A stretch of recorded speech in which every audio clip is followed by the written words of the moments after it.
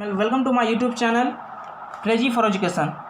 यार मैं इस वीडियो को शुरू करने से पहले आप सबको धन्यवाद देना चाहूँगा कि आपने मेरी वीडियोस को बहुत अच्छा रिस्पांस दिया, बहुत अच्छा सब्सक्राइबर मिले, व्यूअर्स भी बहुत अच्छे मिले। तो मैं सोचा क्यों ना मैं और वीडियो अपलोड करूँ और आप लोगों की मदद करता चलूँ। तो दोस्तों मैं अपने आगे की वीडियो में शीत युद्ध के दायरे के यानी कि आगे के जो टॉपिक्स बच रहे थे शीत युद्ध के दौर के चैप्टर में वो लेके कवर करने आया हूँ ताकि आप उसे पढ़ सकें और अपना फ्यूचर सिक्योर कर सकें। तो मैं वीडियो को आगे बढ़ाने से पहले आप सबसे यह गुजारिश करूंगा कि जिन्होंने मेरी पहली वीडियो नहीं देखी है वो जाकर मेरी पहली वीडियो देख लें, उसके बाद आपको ये बहुत अच्छे से समझ में आएगा। तो चलिए शुरू करते हैं हम अपना आज का चैप्टर। तो आज का चैप्टर हम आगे का क्या पढ़ेंगे कि हम आगे पढ़ेंगे गुट निरपेक्षता, यानी कि हमने कल क्या पढ़ा था शीत युद्ध के दायरे। शीत युद्ध के दायरे में क्या था कि पूरी दुनिया जो थी दो ध्रुव में बट गई थी। एक तरफ कौन था, यूएसएसआर, और दूसरी तरफ कौन था, यूएसए, यानी कि सोवियत संघ और अमेरिका। तो जब जो नए नए देश आ रहे थे, जो नए नए देश आज़ाद हो रहे थे, जैसे कि इंडिया, पाकिस्तान, श्रीलंका, चाइना, ये सब जो आज़ाद हो रहे थे, इन्होंने सोचा कि यार हम अभी तो आज़ादी मिली है, अब फिर से हमारी आज़ादी छिन जाएगी, तो इससे बचने के लिए क्यों ना हम एक नया गुट बनाएं, जिसे क्या कहते हैं, गुट निरपेक्षता। गुट निरपेक्ष पहला पढ़ेंगे, यानी कि गुट निरपेक्ष बनाया गया इसी समस्या से बचने के लिए, ताकि हमारे ऊपर किसी एक शक्ति का दबाव ना हो। इसी समस्या से बचने के लिए हमें गुट निरपेक्ष को बनाया। और दूसरा पढ़ेंगे नव अंतर्राष्ट्रीय आर्थिक व्यवस्था, तीसरा पढ़ेंगे भारत और शीत युद्ध, और चौथा जो पढ़ेंगे कुछ महत्वपूर्ण संधियाँ हुई थी उनके बारे में पढ़ेंगे, जो कि अमेरिका और यूएसएसआर के बीच में हुई थी। तो चलिए शुरू करते हैं हम अपना पहले क्वेश्चन से कि गुट निरपेक्षता होती क्या है। गुट निरपेक्षता होती क्या है। गुट निरपेक्षता यानी कि इससे मतलब क्या होता है, दो वर्ड से मिलके बना है। पहला ये किस गुट और दूसरा निरपेक्ष, यानी कि गुट मतलब जो गुट बने थे, यानी कि दो ये गुट। निरपेक्ष मतलब इनसे अलग, यानी कि जैसा कि हमें ये सब वर्ड से समझ में आ जाता है कि किसी भी गुट में शामिल ना होने की नीति को, गुट निरपेक्षता कहते हैं।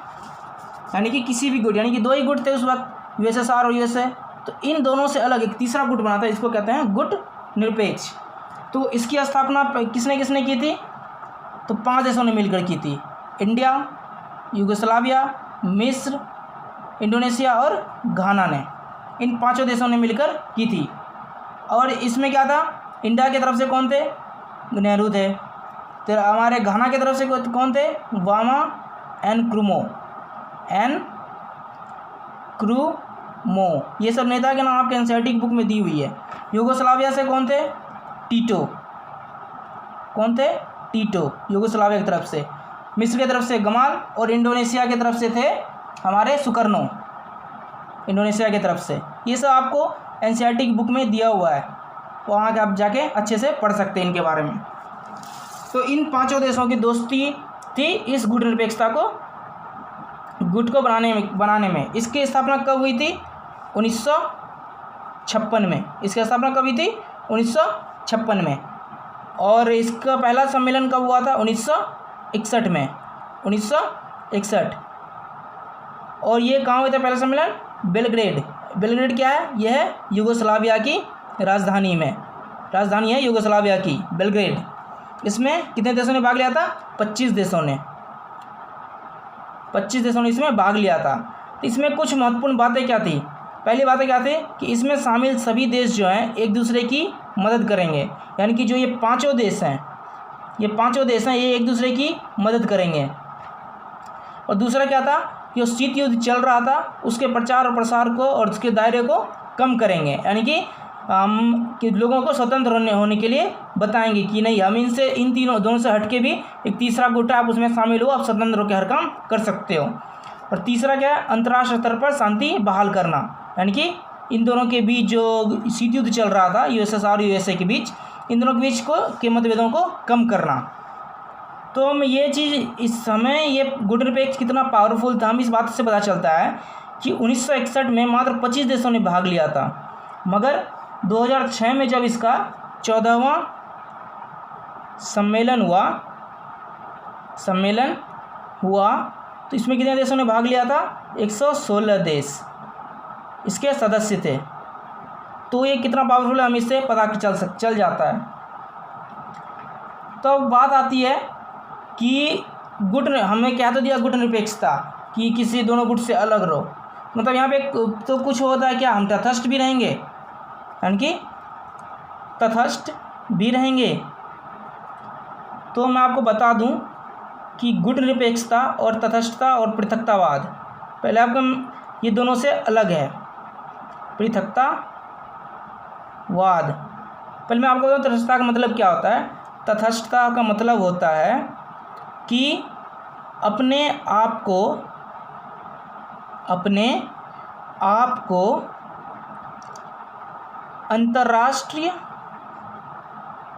अंतर्राष्ट्रीय मामलों से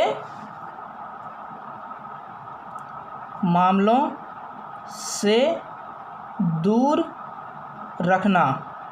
जैसा कि अमेरिका ने 1787 जब उन्हें आज़ादी मिली थी उसके बाद किया था, कुछ सालों तक वह तटस्थ रहा था।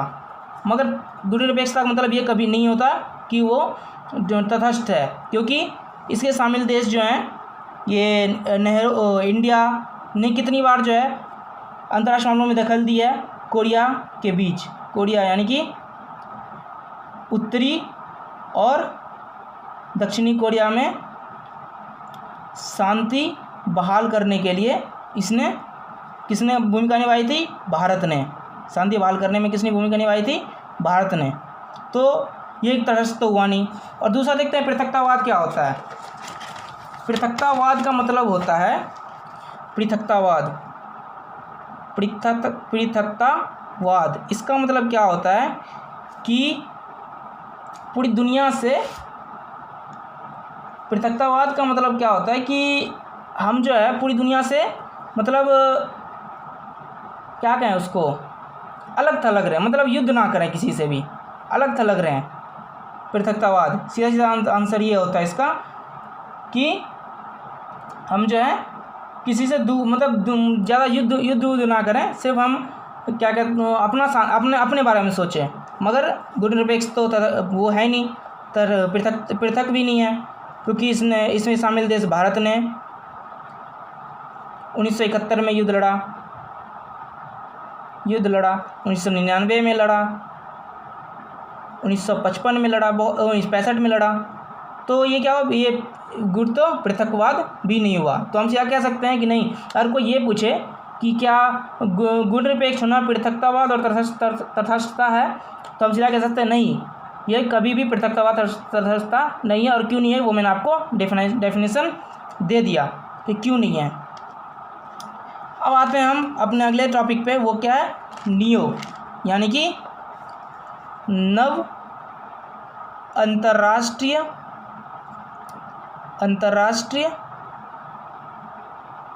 आर्थिक व्यवस्था। इसको हम अंगटाड रिपोर्ट भी कहते हैं, अंगटाड रिपोर्ट। ये रिपोर्ट जो थी मेनली जो थी ना, छोटे मोटे देश जो थे, जो कि बहुत ही अल्प विकसित थे, गुट निरपेक्ष में शामिल जितने भी देश थे वो सारे अल्प विकसित थे। तो ये रिपोर्ट क्या थी, उनके लिए थी, अंगटाड रिपोर्ट। इसमें क्या क्या था, इसका पूरा फुल फॉर्म क्या होता है अंगटाड का, कि United nation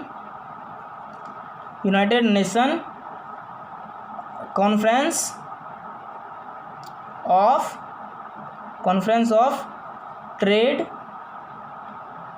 of trade and development.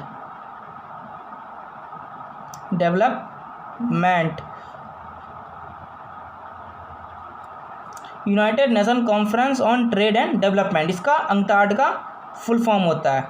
ये अंगटाड रिपोर्ट छपी थी कब, 1972 में। ये 1972 में आई थी अंकटाड रिपोर्ट, किसके द्वारा? यूएन के द्वारा। इसकी मुख्य बातें ये मुख्यतः क्या थी अंकटाड रिपोर्ट कि यह अल्पविकसित देशों के लिए थी। जैसा कि हमने पहले देखा कि बड़ी महाशक्तियाँ क्या करती थी, छोटे देशों को हथिया लेती थी, उस पर कब्जा कर लेती थी, अपना साथी बनाती थी। तो उनको इसी अपने शोषण से बचाने के लिए, उस देश को महाशक्तियों के शोषण से बचाने के लिए ये रिपोर्ट प्रकाशित की गई थी यूनाइटेड नेशन के द्वारा। इसका इस रिपोर्ट का नाम था, यानी कि शीर्षक था कि towards a new trade policy for development.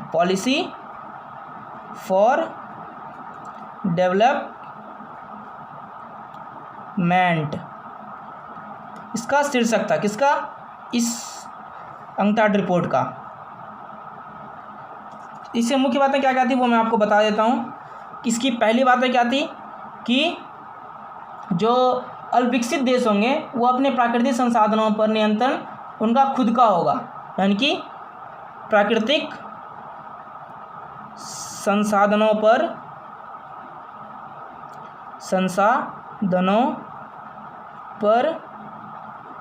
अल्पविकसित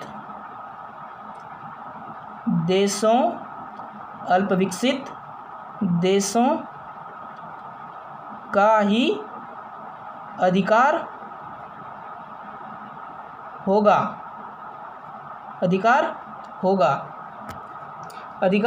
होगा।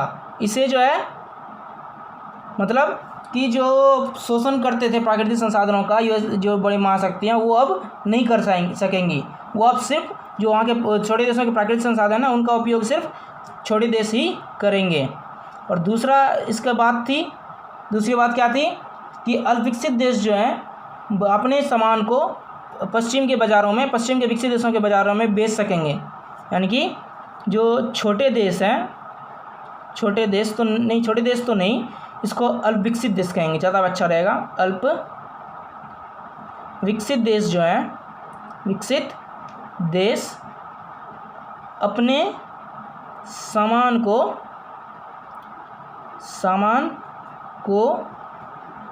पश्चिम के विकसित देश में बेच सकेंगे, ताकि इससे क्या होगा, वो जब बेचेंगे तो उनसे जो उसको पैसा मिलेगा वो उससे वो अपना विकास कर सकेंगे। और तीसरी क्या बात थी इसमें कि जो छोटे देश होंगे यानी कि अल्पविकसित देश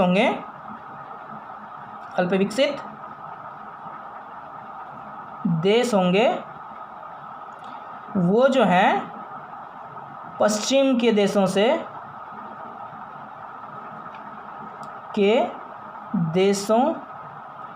से अगर कोई प्रौद्योगिकी का सामान मंगाते हैं, अगर प्रौद्योगिकी मतलब आईटी सेक्टर का सामान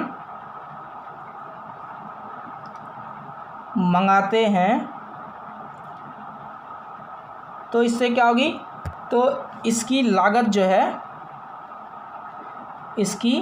लागत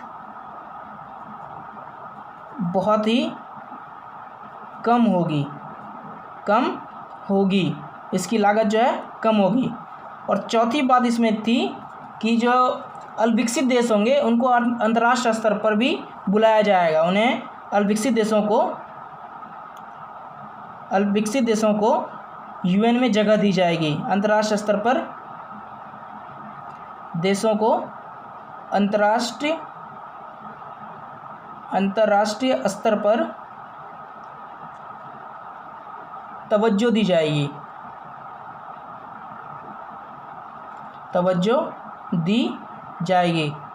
तो ये एक बहुत ही अच्छा फैसला था यूएन का, क्योंकि सिर्फ 2 ही महाशक्तियाँ तो नहीं थी इस वर्ल्ड में, बहुत सारे देश थे।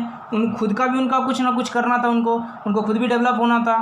तो अपने इसी डेवलपमेंट के लिए यूएन ने, ताकि छोटे देश भी डेवलप हो सकें, तो यूएन ने क्या कहा कि ये रिपोर्ट प्रकाशित की।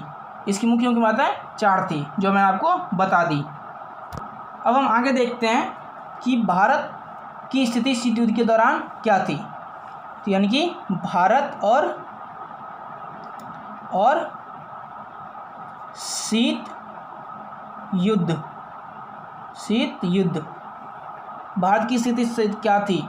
तो भारत ने जो है शीत युद्ध के दौरान एक बहुत ही अच्छा रवैया अपनाया कि उसने गुटनिरपेक्षता का गठन किया। इसने क्या किया कि अपने दो जगह अपनी बहुत ही अच्छी भूमिका निभाई। कि एक तो इसने कि एक स्तर पर कि भारत ने अपनी को सजग और सहेज से दोनों महाशक्तियों की घेरेबंदी से बचाए रखा। मतलब कि भारत ने अपने आप को किसी भी अपने ऊपर किसी भी महाशक्ति को हावी होने नहीं दिया। और दूसरा कि इसने अपने साथ साथ दूसरे देशों को भी बचाया उनके महाशक्तियों के चंगुल में जाने से। ठीक, इसकी नीति जो थी इसने क्या किया भारत और शीत युद्ध में कि भारत ने 2 स्तर पे काम किया। एक पहला स्तर क्या था, इसने अपने आप को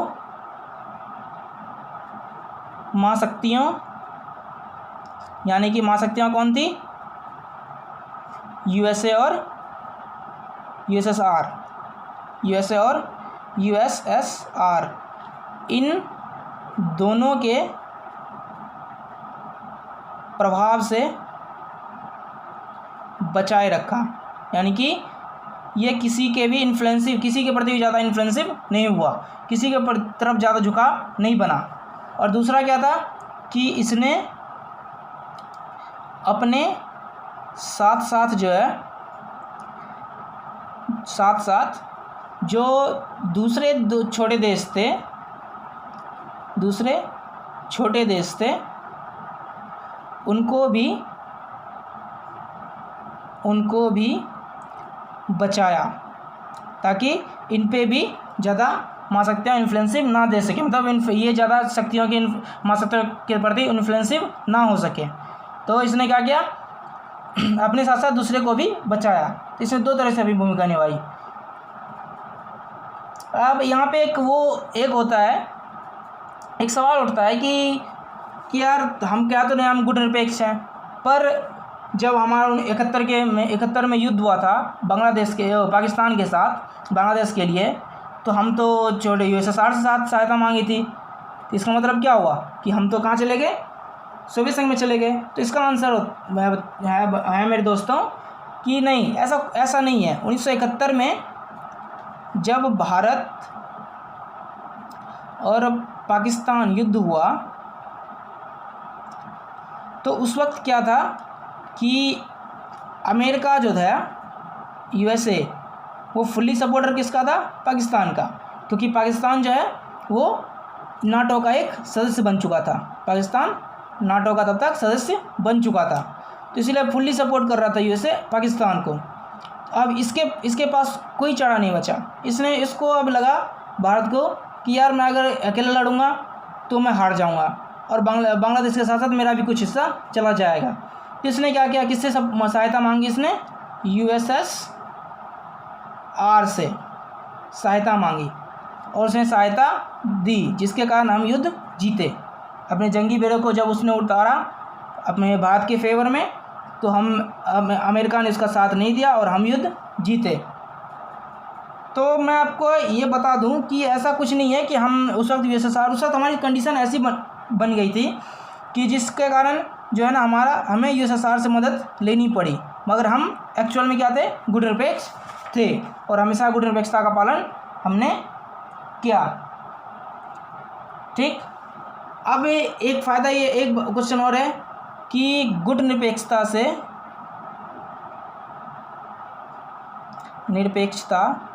से भारत का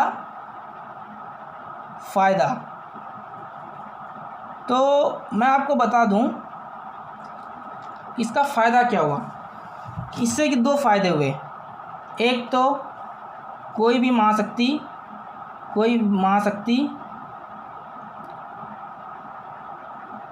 दबाव नहीं बना सकती और दूसरा क्या हुआ कि अगर कोई दबाव डालेगा तो भारत दूसरे से सहायता मांग सकता है। तो हमारा दो फायदा हुआ। अब इसमें से कुछ आलोचनाएं भी दी गई है कि कुछ लोग ये कहते हैं कि नहीं, गुटनिरपेक्षता क्या था, अपने आप को अंतर्राष्ट्रीय स्तर से बचाना। तो मैं बता दूं आपको, पहले ही मैंने बता दिया था कि भारत में गुटनिरपेक्षता का पालन करते हुए ऐसा नहीं है कि कभी वो उसने अंतर्राष्ट्रीय स्तर पर कोई भूमिका नहीं निभाई, बहुत भूमिका निभाई। उसने कोरिया संकट को समाप्त करने में अपनी मदद की भूमिका निभाई थी। बहुत बार संयुक्त राष्ट्र यूएनओ की तरफ से शांति दूत बन के भी काम किया है। तो ऐसा कुछ नहीं है। हम अपना अब आगे का अंतिम चैप्टर देखते हैं। अब आगे का अपना लास्ट टॉपिक पढ़ते हैं, कुछ संधियाँ जो कि किनके बीच हुई थी, यूएसएसआर और यूएसए के बीच जो कि संधियाँ हुई थी। तो पहली संधि हुई थी एलटीबीटी की संधि हुई थी पहली। इसका फुल फॉर्म होता है सीमित परमाणु परीक्षण संधि। सीमित परमाणु परीक्षण संधि ये क्या थी कि ये इन दोनों ने संधि की थी कि कोई भी देश, इन दोनों में से कोई भी महाशक्ति जो है ना, वायुमंडल में या फिर बाहरी अंतरिक्ष में या फिर समुद्र के पानी के अंदर या समुद्र के अंदर कोई भी मतलब जो है किसी भी घातक मिसाइल का अपना परीक्षण नहीं करेगा। और ये संधि कब हुई थी, 1963 में, यानी कि 5 अगस्त 1963 को ये संधि हुई थी। इसमें 3 देश शामिल थे, यूएसएसआर, यूके और यूएसए। तो खैर एक ही मान लो क्योंकि ये दोनों नाटो के सदस्य थे, तो इन दोनों के बीच से हुई थी। ये दोनों किसके सदस्य हैं, नाटो के, वो अभी भी हैं। और दूसरा था एनपीटी, परमाणु अप्रसार संधि। यह एक जो है ना, ये एनपीटी जो है एक जो है विवादास्पद संधि थी।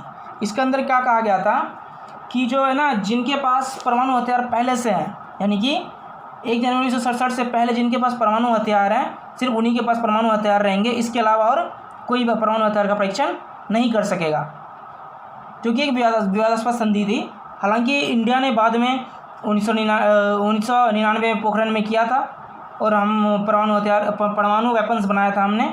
और इंदिरा गांधी के टाइम पे भी उसने किया था, इंडिया ने किया था परमाणु परीक्षण। तो इसकी ये संधि कब हुई थी, 1968 में ये संधि हुई थी। किनके बीच, यूएसएसआर और यूएसए के बीच। इसका एनपीटी का फुल फॉर्म क्या होता है, परमाणु अप्रसार संधि। और तीसरा क्या है, तीसरा है SALT I।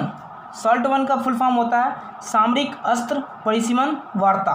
ये कब हुई थी, यानी कि सामरिक अस्त्र परिसीमन वार्ता ये 1969 में हुई थी। किनके बीच हुई थी, यूएसएसआर के राष्ट्रपति ब्रेजनेव और यूएसए के राष्ट्रपति थे रिचर्ड निक्सन के बीच हुआ था। इसमें क्या था कि जो परमाणु मिसाइल जो है ये ज़्यादा जो है हम यूज नहीं करेंगे, एक सीमित मात्रा में हम बनाएंगे। SALT I था। और इसी तरह SALT II भी था, सामरिक अस्त्र परिसीमन वार्ता 2, सामरिक अस्त्र परिसीमन वार्ता SALT II। ये भी किसके यह कब हुआ था, 1972 में। ये कब हुआ था, किनके साथ हुआ था, यूएसए के कौन थे, जिमी कार्टर और यूएसए के थे ब्रेजनेव। इन दोनों के बीच हुआ था 1972 में। इसमें क्या कहा गया था कि जो है घातक हथियारों के परिसीमन से संबंधित जो होंगे, यानी कि घातक हथियारों का हम ज़्यादा इस्तेमाल नहीं करेंगे, यानी कि ज़्यादा हम वो नहीं बनाएंगे घातक हथियार, परमाणु हथियार ज़्यादा घातक नहीं बनाएंगे। एक हमारी 5वीं ट्रीटी थी, कौन सी, START I। इसका अर्थ है सामरिक अस्त्र न्यूनीकरण संधि, START I कहा जाता है। यह जॉर्ज बुश और मिखाइल गोर्बाचेव जो कि यूएसएसआर के अंतिम राष्ट्रपति कहे जाते हैं, वो मैं आपको बताऊंगा आगे के चैप्टर्स में। जॉर्ज बुश सीनियर के बीच में 1991 में हुई थी START I संधि। START I संधि जॉर्ज बुश और गोर्बाचेव के बीच हुई थी। इसमें क्या था कि इसमें कहा गया था कि जो परमाणु हथियार है उनकी मात्रा में कमी लाएंगे, यानी कि उसको नष्ट करेंगे और हम उसकी मात्रा में कमी लाएंगे। और छठा और अंतिम था START II संधि, यानी कि सामरिक अस्त्र न्यूनीकरण संधि 2। यह क्या था, ये जो है यूएसएसआर के बीच नहीं, ये रूस के बीच, रसिया और अमेरिका के बीच हुआ था 1993 में। हालांकि 1991 में जो है यूएसएसआर टूट गया था, वो मैं आपको आगे बताऊंगा कि क्यों टूटा था, कैसे टूटा था, सब कुछ। तो ये क्या किसके बीच हुआ था? रसिया और अमेरिका के बीच। ये क्यों हुआ था? ये भी उसी के लिए हुआ था कि घातक हथियारों में कमी लाएंगे और एक निश्चित मात्रा में हम उसका यूज करेंगे। तो दोस्तों यहाँ पे हमारा चैप्टर ख़त्म होता है, पहला चैप्टर शीत युद्ध का दौर। और मैं ये आशा करता हूँ कि आप सबको ये वीडियो पसंद आएगी, आप अच्छे से समझ जाएंगे। और हाँ, जब ये वीडियो देखने के बाद प्लीज़ सब्सक्राइब शेयर ज़रूर करें, लाइक ज़रूर करें और कमेंट में ज़रूर लिखें कि मेरा काम या मेरी वीडियो कैसी लगी। जय हिंद, जय भारत।